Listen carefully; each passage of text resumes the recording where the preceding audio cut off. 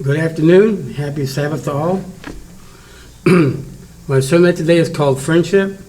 I will be in the book of Proverbs. I've really come to really like that book of Proverbs. Been very educational to me.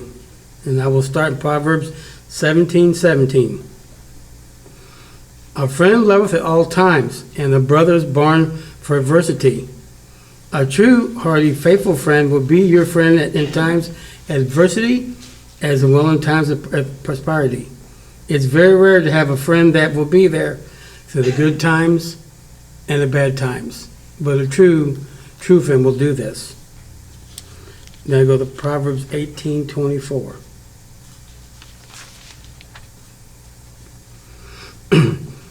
A man that hath friends must show himself friendly, and there's a friend that sticketh closer than a brother.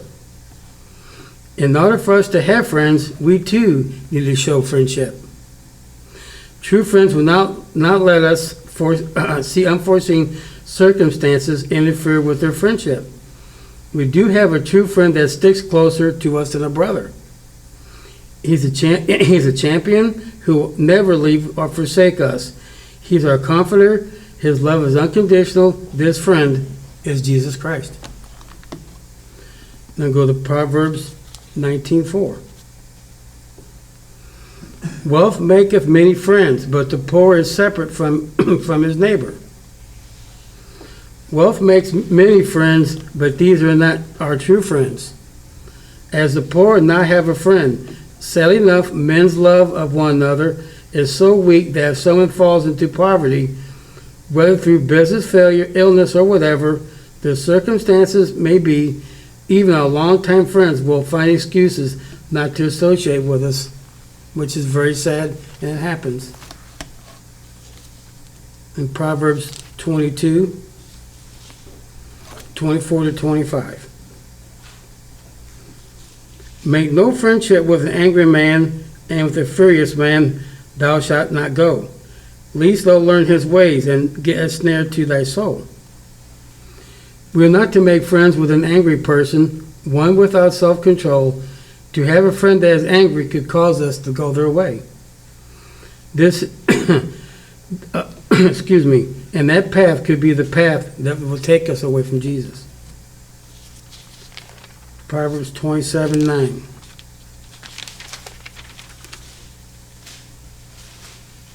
Ointment and perfume rejoice the heart, so do the sweetness of a man's friend by hearty counsel. This proverb is about good, true friends, as they can make you a better person. A good friend will make your bad day better. Two are better than one because they can sharpen and improve each other in at least 4 ways. They can share the success of labor together. They can help each other when they fall. Combine their abilities for even greater accomplishments. Be supportive of each other. A good, true, solid friend is a true great blessing. In Proverbs 27:17. Iron sharpeth iron, so a man sharpeth the kindness of his friend. The interactions between two people can change one another. Being in the presence of a strong believer can help refine each other. Therefore, encourage one another and build one another up. If a believer disciplines another, they will grow as well. Their understanding of the Bible will grow too.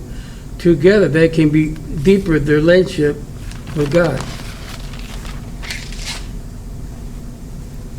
A true solid friend is there with you the good times and the bad times. Money apparently are a dime not to spare. They will still be your friend. They will still be there for you. Thank you. Going to begin today in the book of Ezekiel, chapter 1.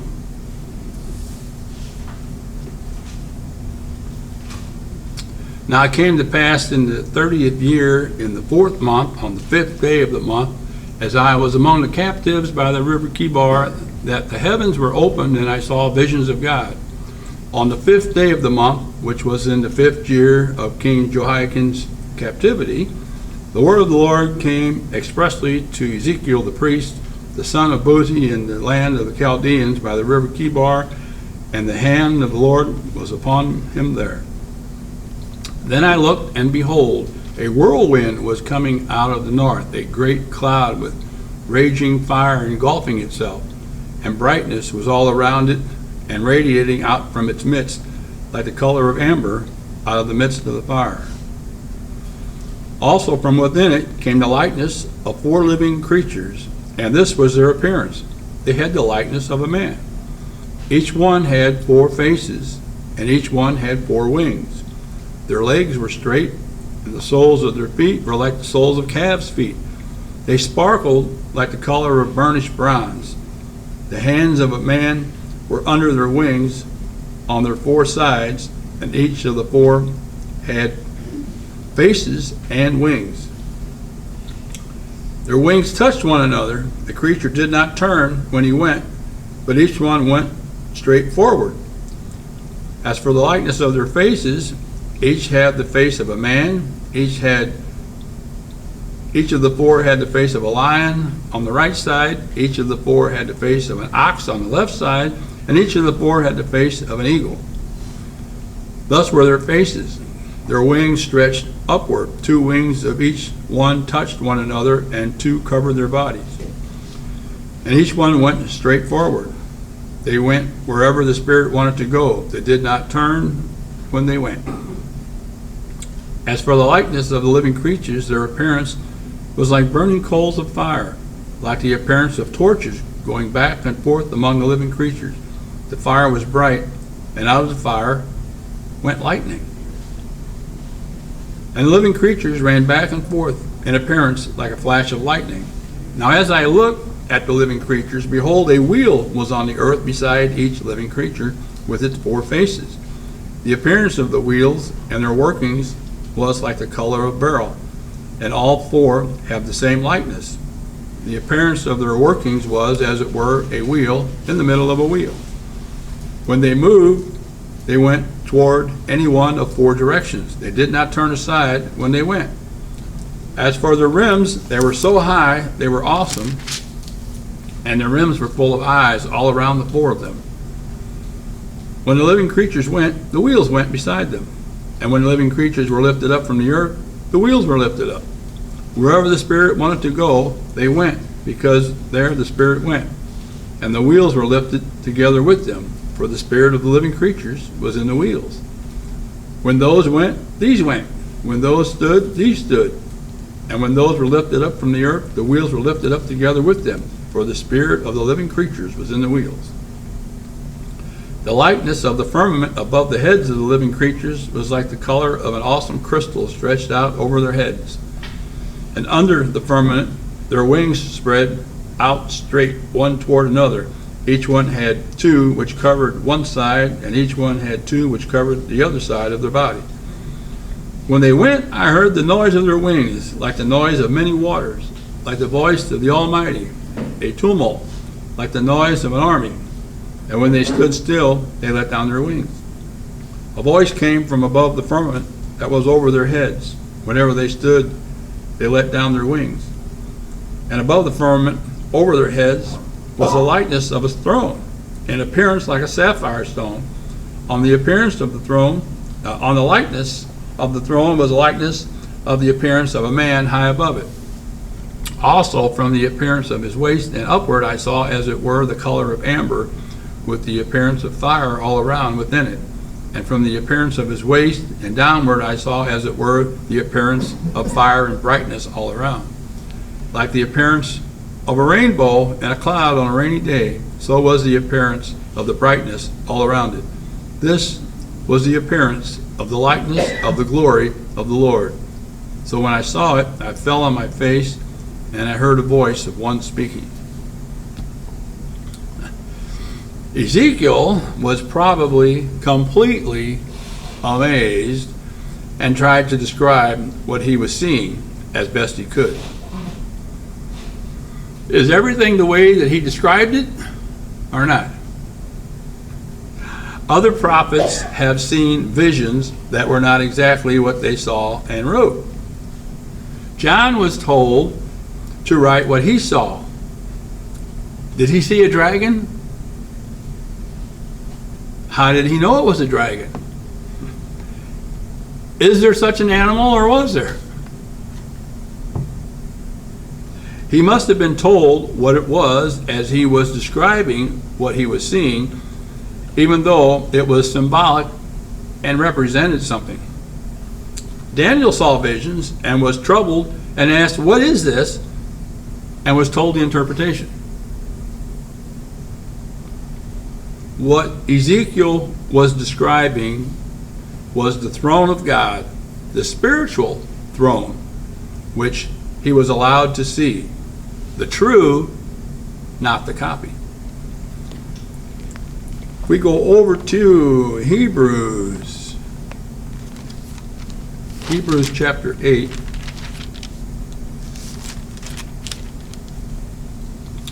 Hebrews 8 and verse 1 says, "Now this is the main point of the things we are saying. We have such a high priest who is seated at the right hand of the throne of the majesty in the heavens, a minister of the sanctuary and of the true tabernacle which the Lord erected and not man. For every high priest is appointed to offer both gifts and sacrifices. Therefore it is necessary that this one also have something to offer. For if he were on the earth, he would not be a priest, since there are priests who offer the gifts according to the law, who serve the copy and shadow of the heavenly things, as Moses was divinely instructed when he was about to make the tabernacle. For he said, 'See that you make all things according to the pattern shown you on the mountain.'" So Moses was told to make all things according to the pattern of the original. And these, of course, were in heaven. In chapter 9 and verse 23, he says, "Therefore it was necessary that the copies of the things in the heavens should be purified with these, but the heavenly things themselves with better sacrifices than these. For Christ has not entered the holy places made with hands, which are copies of the true, but into heaven itself, now to appear in the presence of God for us." So Ezekiel saw the true, not the copy. But God gives us the physical to show us the spiritual. So let's go back now and look at the physical. Exodus chapter 25.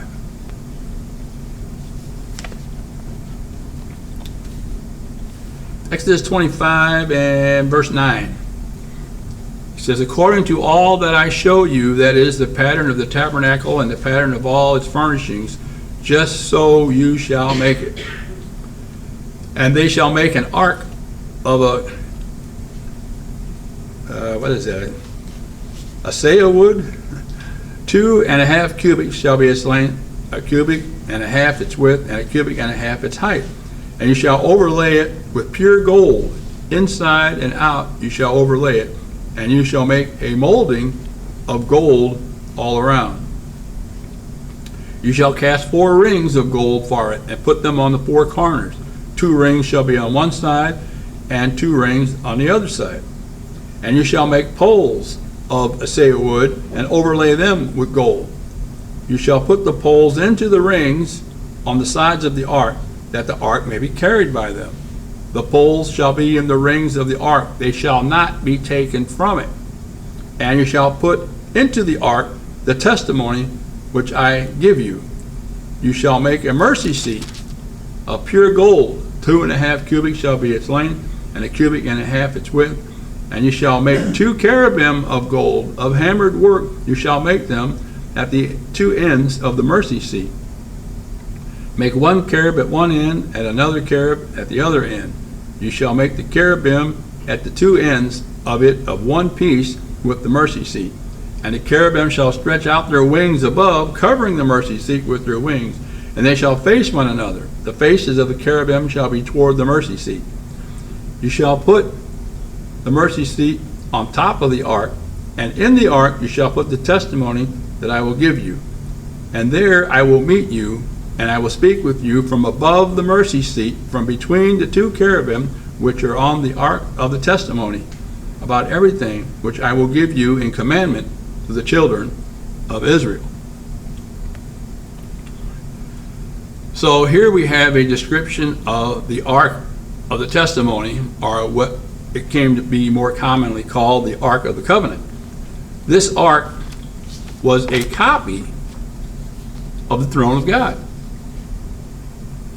So let's go back again to Ezekiel and see what he saw and try to understand what he is describing. And we'll be coming back here again if you want to save your place. So back to Ezekiel.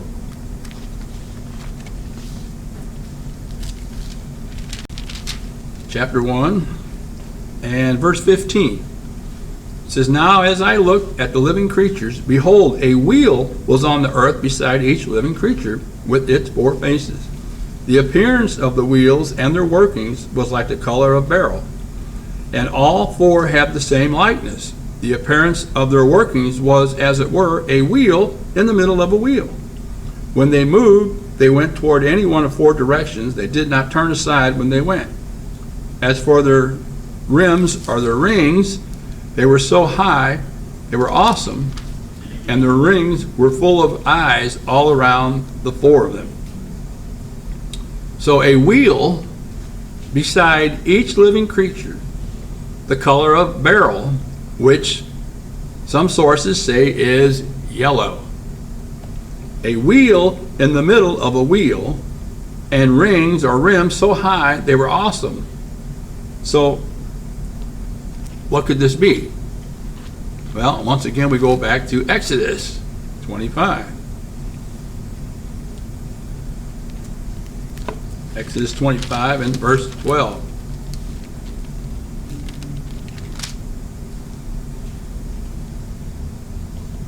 And we will look at the physical. Verse 12. You shall cast 4 rings of gold for it and put them on its 4 corners. 2 rings shall be on one side and 2 rings on the other side. And you shall make poles and overlay them with gold. You shall put the poles into the rings on the sides of the ark, that the ark may be carried by them. The poles shall be in the rings of the ark, they shall not be taken from it. So, what do we see? 4 rings, 1 on each corner of the ark, the color gold, yellow, and 2 poles of wood overlaid with gold. The poles go into the rings. A wheel in the middle of a wheel. That's what he was seeing. The physical representation that God's trying to show us is the pole being round, going into the middle of a ring, which is round. You have a wheel inside of a wheel. And Ezekiel's trying to see, well, that's the best I can figure out, the wheel inside of a wheel. Well, that's exactly what it looked like if he was trying to describe it. A pole in the middle of the rings. So, once again, back to Ezekiel.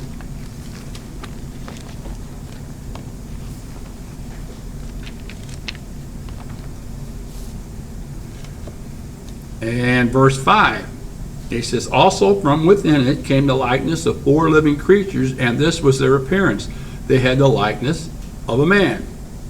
So there was 4 of them, 1 on each corner, the likeness of a man. Verse 18, the rings or the rims were so high that they were awesome, and the rims were full of eyes all around. The 4 of them. So the rings or the rims were high. Why? When the throne was set down, it rested on the wheels or the rings, and they were the size of a man.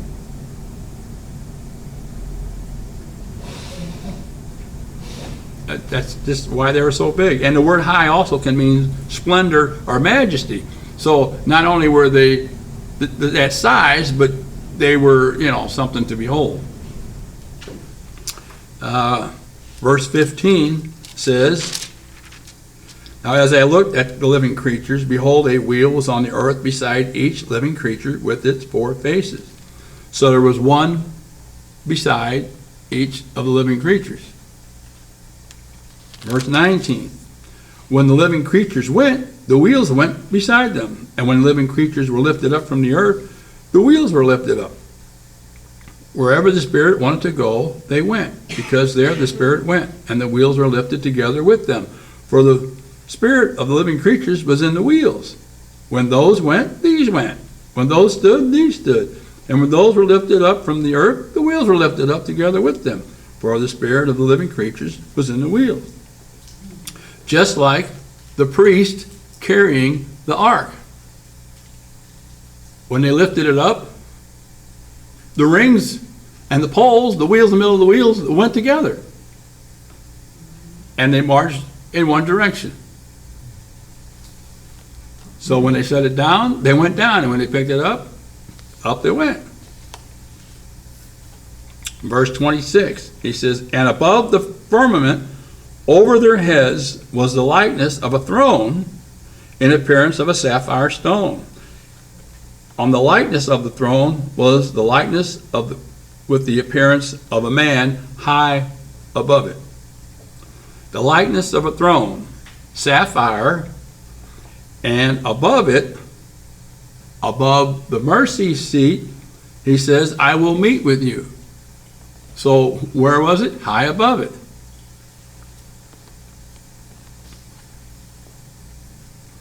So then, one more time, we'll come right back. We'll go back to Ezekiel. This time, Ezekiel 24. Ezekiel 24 and verse 10.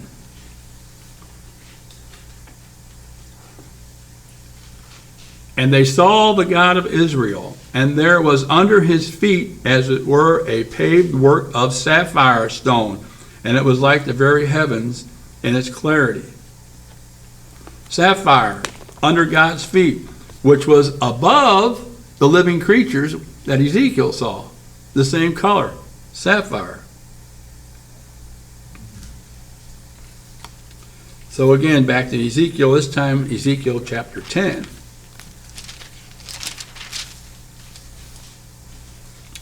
Chapter 10 and verse 1. And I looked, and there in the firmament that was above the head of the cherubim, there appeared something like a sapphire stone, having the appearance of the likeness of a throne. So here we are again, the same color, the same throne. That's what he's seeing. And now he tells us, oh, by the way, those living creatures are cherubim, just like he was told to put on the top of the mercy seat, on top of the ark. So, verse 8, it says, the cherubim appeared to have the form of a man's hand under their wings. And when I looked, there were 4 wheels by the cherubim, 1 wheel by each one cherub, and another wheel by another cherub. And the wheels appeared to have the color of beryl stone, which of course is yellow, which is gold. As for their appearance, all 4 looked alike, as it were, a wheel in the middle of a wheel. So again, Ezekiel is trying to tell us what he saw, what it looked like to him. A wheel inside of a wheel. Verse 11, when they went toward any one of 4 directions. They did not turn aside when they went, but followed in the direction the head was facing, and they did not turn aside when they went. And their whole body, with their back, their hands, their wings, and the wheels that the 4 had, were full of eyes all around. As for the wheels, they were called in my hearing wheel. Each one had 4 faces. The first face was the face of a cherub, the second the face of a man, the third the face of a lion, and the fourth the face of an eagle. So, I don't know why the wheels appeared to have eyes, but the cherubim had 4 faces with 2 eyes on each face, which would give them eyes all around. So the throne didn't need to turn, it just went in any one of 4 directions as it moved. In other words, they were always facing the right direction because there was a face facing each direction. So it didn't have to turn. It just went this way or that way or that way or this way. Almost like some people describe when they see a flying saucer. It just went this way, then went that way, then went this way, then disappeared. Imagine that. Verse 16.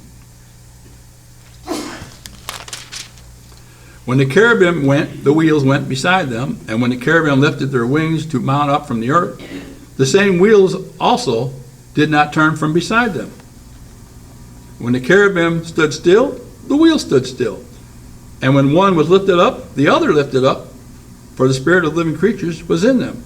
So in other words, they all lifted up together, and you couldn't lift one without the other because that's the way that the physical was made to help us to understand. There was 4 rings all in one piece. It was all supposed to be made of one piece. So when one lifted up, the other lifted up because they were all attached at the same time.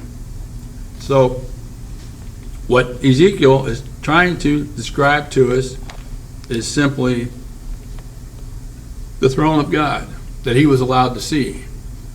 And the Ark of the Covenant was a physical model to show us the approximation of what Ezekiel saw. It couldn't be exact, but just to give us an idea. And he tried to tell Moses and Aaron that he would meet with Moses above the mercy seat.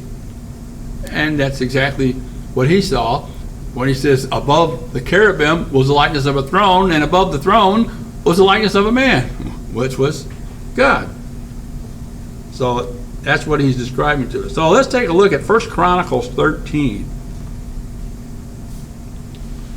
1 Chronicles 13.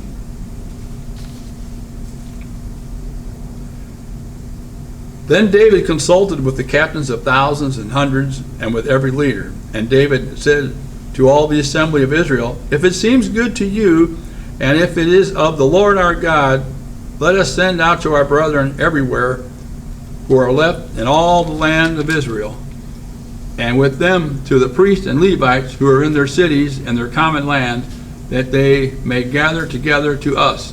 And let us bring the ark of our God back to us, for we have not inquired at it since the days of Saul. Then all the assembly said that they would do so, for the thing was right in the eyes of all the people. So David gathered all Israel together from Shihor in Egypt to as far as the entrance of Hamath to bring the ark of God from Kirjath-jearim.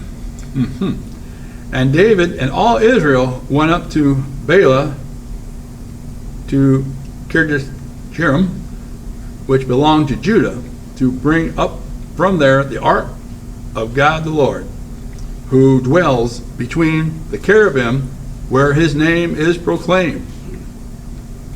So they carried the ark of God on a new cart from the house of Abinadab, and Uzzah and Ahio drove the cart.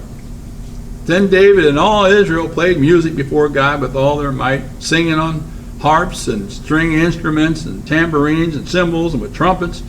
And when they came to Shidon's threshing floor, Uzzah put out his hand to hold the ark, for the oxen stumbled. Then the anger of the Lord was aroused against Uzzah, and he struck him because he had put out his hand to the ark, and he died there before God. And David became angry because of the Lord's outbreak against Uzzah. Therefore the place is called Perez Uzzah to this day. David was afraid of God that day, saying, how can I bring the ark of God to me? So David would not move the ark with him into the city of David, but took it aside into the house of Obed-Edom the Gittite. The ark of God remained with the family of Obed-Edom in the house 3 months. And the Lord blessed the house of Obed-Edom and all that he had. David says, how can I bring the ark to me? How do we move it? So they must have searched the scriptures. Because what were they doing? They put it on a new cart. Why did they do that? Because that's what the Philistines did when they captured the ark. And they moved it around. They had it on a cart. And everywhere they moved it, and everybody that got close to it got punished for it. People broke out in boils, people were dying, and all kinds of things were going on. So they wanted to get rid of it. So they put it on a cart and sent it back to Israel. Here, you can have it back. Ain't nothing but trouble. And so they just took it and they put it on a new cart and thought, gee, that's what we can do. Didn't work that way. We just read all the instructions of what it was that it represented, how it was supposed to be handled, what was supposed to be done, and they just ignored it all. And because of that, poor Uzzah, just trying to keep it from falling, and got himself killed for it, simply because they didn't know what they were doing. So they must have searched the scriptures, because when we get to chapter 15, verse 1, it says, David built houses for himself in the city of David, and he prepared a place for the ark of God and pitched a tent for it. Then David said, no one may carry the ark of God but the Levites, for the Lord has chosen them to carry the ark of God and to minister before him forever. And David gathered all Israel together at Jerusalem to bring up the ark of the Lord to its place, which he had prepared for it. Then David assembled the children of Aaron and the Levites. And verse 11. And David called for Zadok and Abiathar the priest, and for the Levites, for Uriel, Asaiah, Joel, Shemaiah, Eliel, Abinadab. And he said to them, you are the heads of the fathers' houses of the Levites. Sanctify yourselves, you and your brethren, that you may bring up the ark of the Lord God of Israel to the place I have prepared for it. For because you did not do it the first time, the Lord our God broke out against us, because we did not consult him about the proper order. So the priests and the Levites sanctified themselves to bring up the ark of the Lord God of Israel.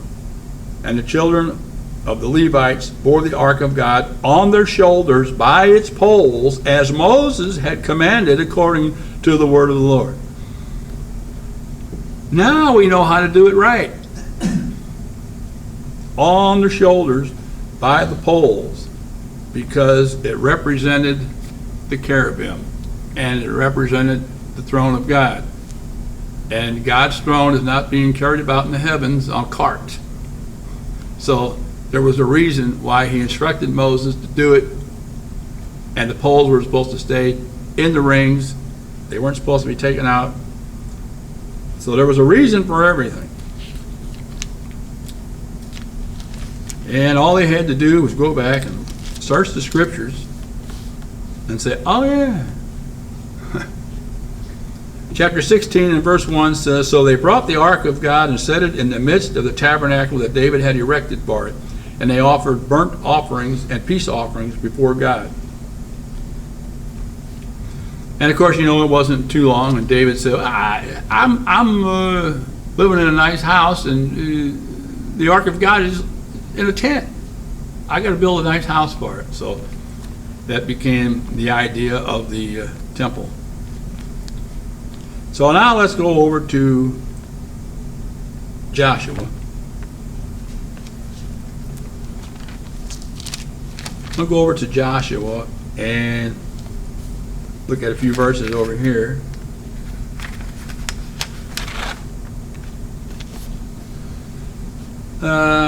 Joshua chapter 3 and verse 2.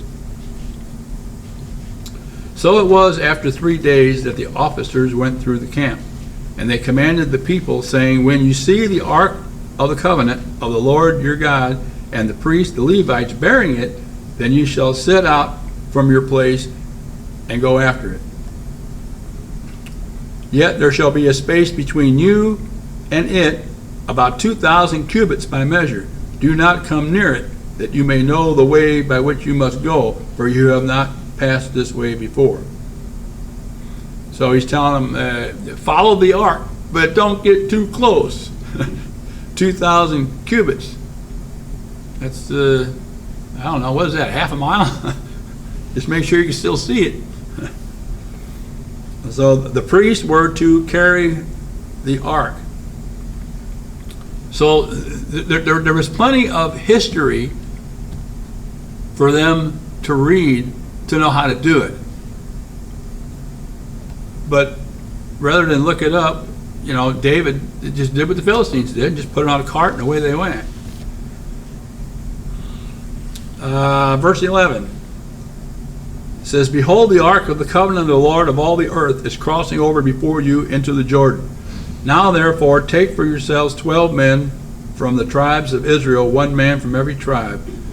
And it shall come to pass, as soon as the soles of the feet of the priest who bear the ark of the Lord of all the earth, shall rest in the waters of the Jordan, that the waters of the Jordan shall be cut off, and the water shall come down from upstream, and they shall stand as a heap. So it was when the people set out from their camp to cross over the Jordan with the priests bearing the ark of the covenant before the people. And as soon as those who bore the ark came to the Jordan, and the feet of the priest who bore the ark dipped in the edge of the water, for the Jordan overflows all its banks during the whole time of harvest, that the waters which came down from upstream stood still and rose in a heap very far away at Adam, the city that is beside Zaratan.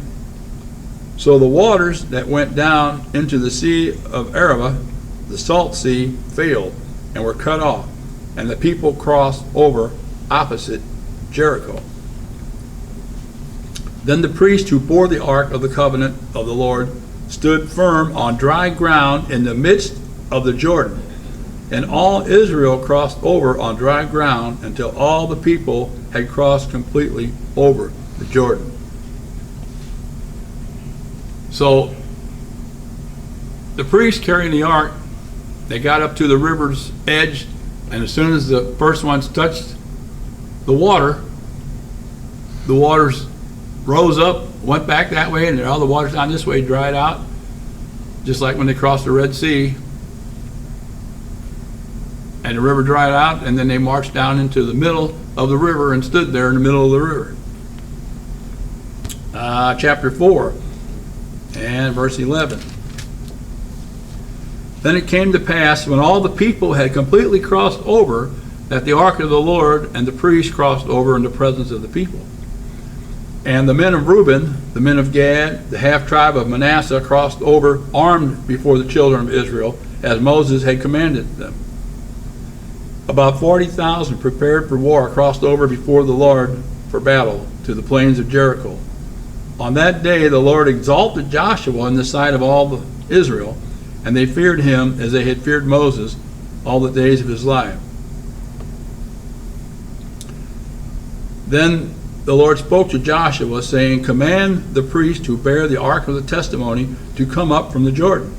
Joshua therefore commanded the priest, saying, come up from the Jordan. And it came to pass, when the priest who bore the ark of the covenant of the Lord had come from the midst of the Jordan, and the soles of the priest's feet touched dry land, that the waters of the Jordan returned to the place and overflowed all its banks as before. Now, the priest did not have an easy job.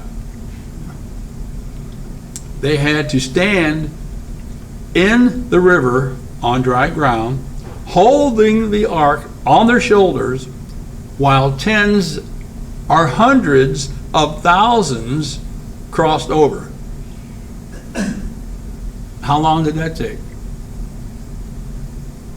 How long did it take for them to be standing there in the middle of the river with the ark on their shoulder, waiting for all these people to cross over? We don't know exactly the numbers of how many people died in the wilderness, but the estimates were that it was something like a couple million that actually left Egypt. So you just have to wonder, how long did they have to stand there? it's hard enough just to stand in one place for, 20 minutes or so without having something on your shoulder. And you have to wonder how long it took. So in verse 10 it says, "So the priest who bore the ark stood in the midst of the Jordan until everything was finished that the Lord had commanded Joshua to speak to the people according to all that Moses had commanded Joshua. And the people hurried and crossed over." So God had to give them the strength and the endurance to do what He had commanded them to do. They were representing cherubim, spirit beings in the presence of God who carry His throne. So you can see how God uses the physical to show us the spiritual. He showed us the physical back in Exodus, how it was supposed to be made, what this represented and that represented. And then He allowed Ezekiel to actually see the actual throne. And by comparing the two, you can get an idea of what was what and what it looked like. The Ark of the Covenant was just a small replica. But if you blew it up to regular size, and the rings on each end would have been the size of a man. So that way it would look like a wheel inside of a wheel when it was that big. Everything isn't exact. Priests don't look like cherubim, right? A priest doesn't have 4 faces, doesn't have eyes in the back of his head. But they carry the ark on their shoulders. God's throne is bigger. The rings are bigger. But the ark was a small copy and represented the throne where God would appear above the throne. He told them He would appear above the mercy seat. When Ezekiel saw it, he says, above the cherubim there was likeness of a throne, and above that was the likeness of a man. So it was all representing what we were able to see and imagine what Ezekiel was seeing. Ezekiel described it as best he could. I doubt if anyone could do it better. How do you describe something you've never seen before and try to put it into words and write it down? The average person is at a loss for words unless someone tells them what this is. That's why he says, I heard in my hearing it said wheels. So I knew they were wheels, so that's what I wrote down, wheels. But in today's world, we are hoping to find the copy, the Ark of the Covenant. That would change everything in a hurry.